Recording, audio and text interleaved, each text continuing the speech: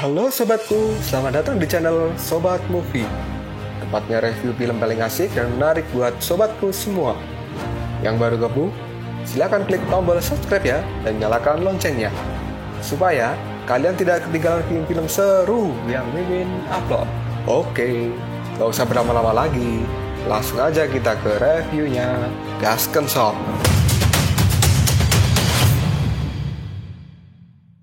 Hey, oke, sobatku terkeren, terkecil, terbaik, tersemuanya. Kita masih bersama Sobat Movie, channel alur cerita terasik sepanjang masa.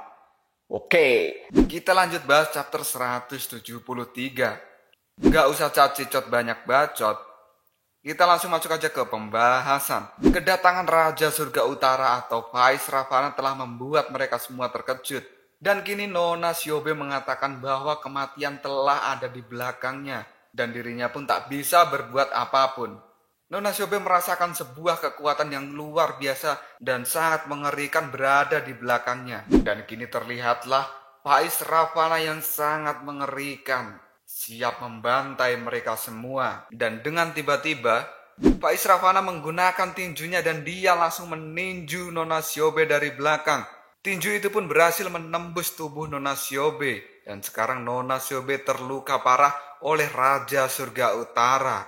Setelah meninju Nona Shiobe, Raja Surga Utara berkata, "Saya akan segera menangani masalah Anda," kata Vaisravana pada Yuanshi. Akibat tinjuan dari Vaisravana itu, kini Shiobe memuntahkan darah dari mulutnya dan hal ini membuat hiu perak terkejut. Lalu batu permata safir biru terlepas dari leher Shiobe. Dan dengan kejam kini Vaisravana membuang tubuh Shiobe begitu saja. Dan karena Shiobe sekarang sudah mati, maka kekuatan air penyegel pun sekarang terlepas. Meskipun kekuatan penyegel air sudah terlepas, kini Yuanshi masih belum bisa keluar karena masih ada batu penyegel dan rantai pengikat milik Subaji. Vaisravana pun kemudian mendekati batu itu dan dia pun mengangkat tangannya lalu berkata, "Kuhancurkan untukmu," kata Vaisravana kepada Yuanshi. Kekuatan dahsyat dari Vaisravana kini menghancurkan segel batu dan rantai pengikat milik Subaji.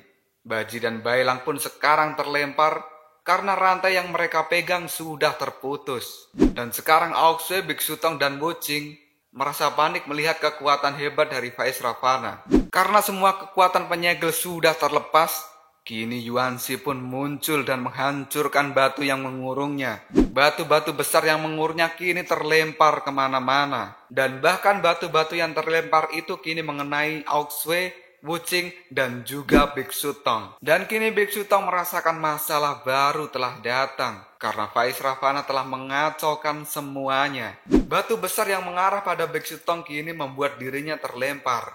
Dan sekarang Biksu Tong sudah tidak bisa membacakan mantra untuk Yuanshi lagi. Dan Yuanshi pun akan kembali bebas dengan kekuatan penuhnya. Dan kini pun Yuanshi nyengir karena kekuatannya telah kembali dan tidak ada mantra penyegel yang bisa menekan kekuatannya lagi. Sungguh mengerikan. Kini terlihatlah Yuanshi yang benar-benar sangat marah. Dia pun kemudian mengumpulkan kekuatannya dan melesat ke arah Subaji. Subaji yang disasar oleh Yuanshi kini dirinya berkata, "Halo, tunggu. Kenapa aku yang diserang? Kenapa kamu tidak menyerang orang lain saja? Jelaskan padaku," kata Subaji pada Yuanshi. Yuanshi pun tak menghiraukan kata-kata Subaji. Dia langsung mencekik leher Subaji dan menghantamkannya ke tanah. Hal ini membuat Bailang, Biksu Tong, dan juga Wuqing merasa khawatir dengan keadaan Subaji saat ini. Sambil mengepalkan tangannya, kini Yuanshi berkata pada Subaji, "Iblis babi jelek, pertama kali aku melihatmu, aku merasa jijik karena kau ini buruk rupa." Dan akhirnya Yuanshi pun meninju Subaji dengan sekuat tenaganya. Bukan hanya tinju yang dilayangkan, tapi kini Yuanshi menggunakan serangan laser panah hitamnya untuk menyerang Subaji. Dan dari kejauhan kini terlihatlah sebuah serangan yang sangat mengerikan yang telah diberikan Yuanshi Tianshun pada Subaji. Tidak hanya mengenai Subaji, kini laser panah hitam milik Yuanshi juga mengenai tubuh Bailang. Dan kini ular putih beserta Biksu Tong merasa terkejut dengan serangan yang luar biasa itu. Dan kini Yuansi keluar dari dalam asap dengan membawa tubuh Subaji. Yuansi pun mengatakan, ini sudah berakhir. Ternyata hanya iblis babi biasa, hewan kotor dan rendahan. Dia bahkan pipis di celana ketika aku pukuli, kata Yuansi. Dan kini terlihatlah Subaji yang telah terluka dan tidak berdaya di tangan Yuansi Tianxun. Yuansi yang begitu marah, dirinya lalu berkata, kalian telah mempermalukanku. Akan kusiksa kalian satu persatu sampai mati. Merasa tidak terima dengan perlakuan Yuansi Tianxun pada Subaji, kini Biksu Tong langsung melompat dan akan menghajar Yuansi Tianxun dengan tangannya sendiri. Sambil melompat, Biksu Tong kini berkata, jangan takut Baji, aku datang menyelamatkanmu. Kedatangan dari Biksu Tong ini tidak membuat Yuansi Tianxun merasa takut. Dan Yuansi Tianxun pun berkata pada Biksu Tong, apa yang dia bisa lakukan selain membaca mantra. Mendengar kata-kata itu kini Biksu Tong menjawabnya, ini juga bisa membuatmu terluka. Makan tinju ini, kata Biksu Tong, yang sambil mengarahkan tinjunya pada Yuansi Tianxun. Tapi dengan santai, Yuansi menahan tinju dari Biksu Tong dan dia kemudian mengeluarkan panah laser hitamnya kepada Biksu Tong. Yuansi pun kini berkata pada Biksu Tong, sepertinya kamu cukup pandai bertarung, tapi hasilnya akan sama di depanku.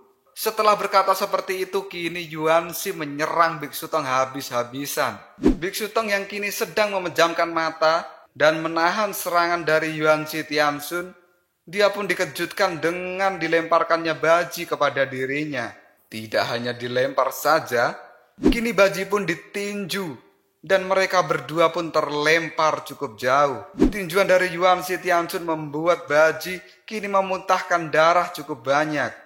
Baji yang terluka parah kini membuat sang biksu merasa khawatir dengan keadaannya. Biksu Tong kini lalu berkata di dalam hati bahwa sepertinya Subaji sudah sekarat. Baji yang sudah terluka parah kini berkata pada gurunya untuk selalu hati-hati dan waspada dengan kekuatan Yuansi Tianxun. Kini Faiz Ravana datang dan bergabung dengan Yuansi Tianxun. Faiz Ravana pun mengatakan, sepertinya kelompok ini telah menggunakan kombinasi serangan yang membuat Anda merasa kesulitan.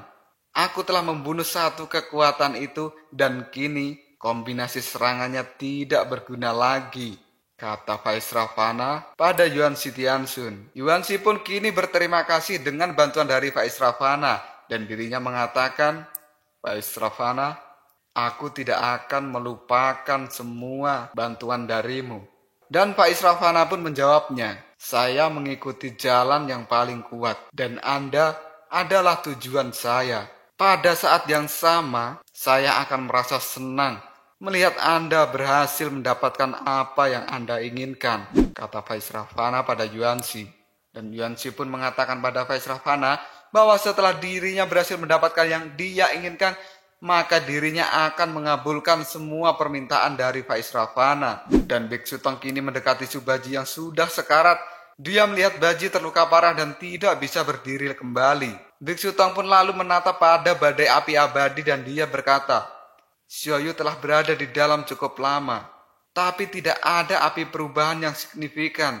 Aku sekarang merasa ragu, kata Biksu Tong di dalam hatinya. Keraguan di dalam hati Biksu Tong ini muncul karena dia melihat orang-orang yang bersamanya kini telah dikalahkan oleh Yuansi. Berawal dari Xiaobei yang terluka parah akibat serangan Faiz Ravana, kemudian Wuqing yang telah kehabisan partikel pasirnya dan tidak bisa bertarung, dan juga Aoxue yang ketakutan dan kini sedang bersembunyi. Dan harapan satu-satunya Biksu Tong kini hanyalah pada satu orang.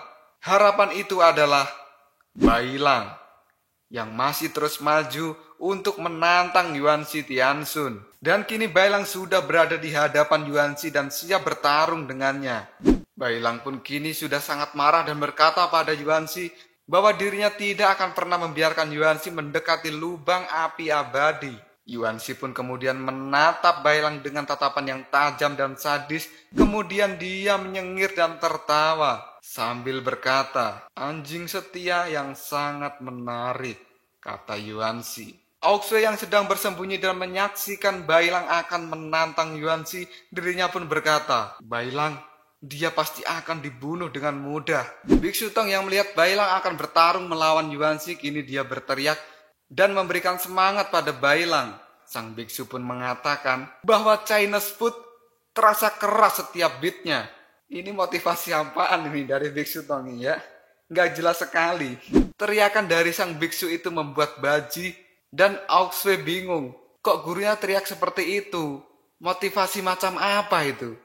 Bailang pun juga terkejut dengan teriakan motivasi dari gurunya yang terasa sangat aneh. Yuanzi pun ikut berteriak dengan lelucon sang biksu. Yuanzi mengatakan, lelucon yang membosankan. Biarkan aku mengakhirinya. Sambil berkata begitu, Yuanzi pun menyerang Bailang dengan sekuat tenaga yang membuat dirinya kini terlempar. Bailang yang masih terus bersemangat, dirinya tidak akan kalah dari Yuanzi. Dan karena semangat itulah, kini Bailang merubah dirinya menjadi mode serigala petarung yang sangat mengerikan. Melihat Bailang telah berubah, kini Yuanzi terkejut dan dia berkata, aura membunuh yang sangat kuat. Paisravana, Auxue, Wuqing, dan Biksu Tong juga merasakan bahwa Bailang sekarang dalam aura membunuh yang sangat luar biasa dan siap menerkam siapapun. Biksu Tong pun kini mengingat saat kejadian di Istana Duyung.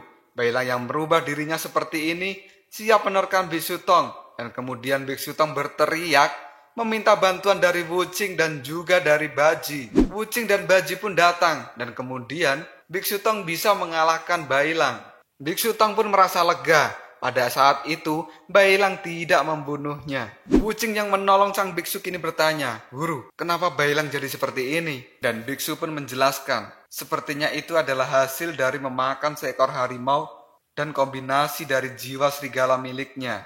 Keduanya bersatu dan kini menimbulkan jiwa iblis yang baru. Dan selama ini Bailang menekan kekuatannya ini. Yang kulakukan tadi hanyalah merangsang sedikit dan kekuatan aslinya kini telah muncul.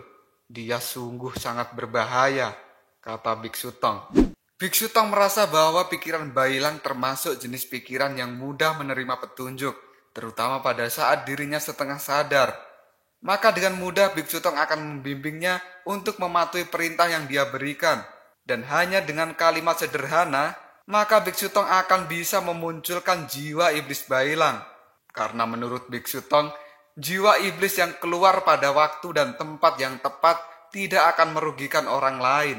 Baji pun bertanya pada gurunya, kalimat apa yang harus digunakan, Guru? Gurunya pun tak ingin memberitahu, karena ini adalah kalimat yang sangat berbahaya. Karena jika tidak sengaja mengucapkannya, maka kalimat itu akan memicu kemunculan jiwa iblis Bailang, dan itu akan sangat mengerikan. Karena jika sudah berubah, maka Bailang adalah iblis yang sangat mengerikan, dan dia telah menjadi monster yang sebenarnya. Dan kini monster Bailang akan bertarung mati-matian dengan Yuanzi Tianxun. Bailang pun melompat dan menggunakan cakarnya, kemudian mencekik leher Yuanzi Tianxun dan menghantamkannya ke tanah. Yuanzi pun merasa kaget dengan serangan Bailang dan dia pun berkata, apakah ini kekuatan iblis serigala yang sebenarnya? Bailang pun kini mengaum dan mengeluarkan taring serigalanya yang sangat mengerikan di hadapan Yuanzi Tianxun. Lalu apakah yang akan terjadi selanjutnya? Bagaimana cerita pertarungan Yuanzi dan Bailang? Dan siapakah yang akan menang dalam pertarungan ini? Tunggu jawabannya di next video. Koprol Shop. Tetap stay di channel Sobat Movie dan jangan lupa klik subscribe, like, dan share ke teman-temanmu agar channel ini dapat berkembang dan menghibur kalian semua. See you next tomorrow. Bye-bye.